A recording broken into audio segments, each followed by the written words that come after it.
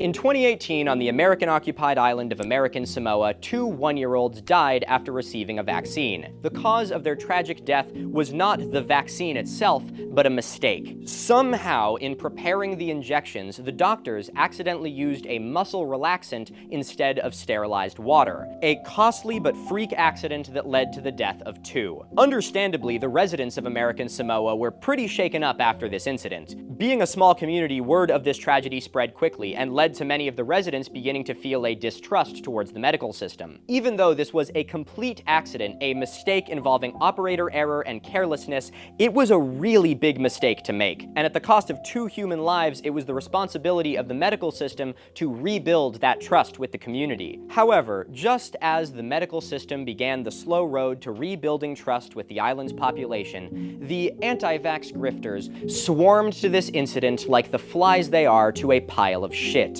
with faux sympathies of the 2 dead children acting like a Trojan horse to push their agenda on the frightened population. This all came to a head when one of the most well-known anti-vax grifters from the United States made a personal trip to American Samoa. There, he met with and promoted other anti-vax influencers and used the incident as an opportunity to beat the war drums against vaccines on social media. In 2013, about 5 years before this incident, 90% of the one-year-olds in American Samoa had been vaccinated and immunized against measles. By about 2018, right before this incident occurred, that number was about 75%. The early whispers of the anti-vax movement are partly to blame for this initial decrease, and reflects the poor education around vaccines and health safety in this American-controlled territory. This number is made even more stark when compared to the surrounding islands, many of which are sovereign autonomous nations that boast immunization rates of up to 99% of their populations. This 75% immunity in one-year-olds in 2018 was reasonable, but still far below the 95% needed to secure herd immunity that would protect the entire population, leaving the population of this island vulnerable. Now, if you thought that 75% number was bad,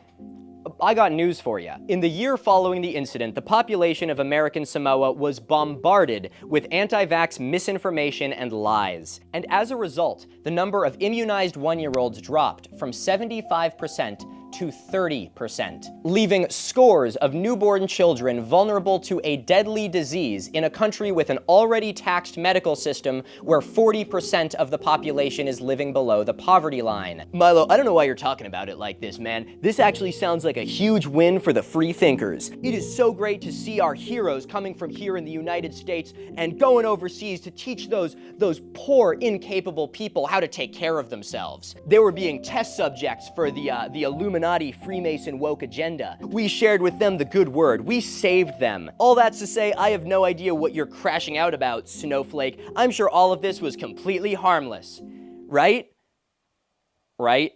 In August of 2019, a flight took off from Auckland, Australia, headed for American Samoa. Unknown to those on board, one of the passengers was infected with measles. And with the simple push of a button from some unwitting attendant opening the jetway, measles was released onto the island. At first, the disease spread slowly, bouncing from individual to individual. But by October, it had become a full-blown outbreak. For 4 months, the disease ripped through the unprotected population. Unsurprisingly, the group that was hit the hardest by this outbreak were the babies, who were unvaccinated due to the propaganda of anti-vaccine conspiracy theorists. By that December of 2019, 20% of the babies in American Samoa between the ages of 6 and 12 months had contracted measles.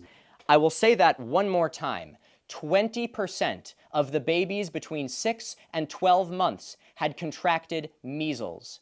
20%. Many of these children's parents, who were victims of the propaganda from these anti-vaccine influencers, did not contract measles because they themselves had been vaccinated. Still distrusting of the modern medical system, many of these parents, victims of an anti-vax disinformation campaign, chose not to bring their babies to hospitals, but to traditional healers. Healers who were, of course, incapable of doing anything against a disease that has wreaked havoc on humanity for centuries and brought entire civilizations to their knees. By the time the first 70 deaths had been reported, 60 of them were under the age of 5. By late December, the outbreak was beginning to come under control. Immunization rates spiked to 94% of the population, and the measles virus, with few unvaccinated victims left to infect, burned itself out. When all was said and done, the 2019 American Samoa measles outbreak had infected more than 5,700 people and killed 83. An overwhelming majority of those dead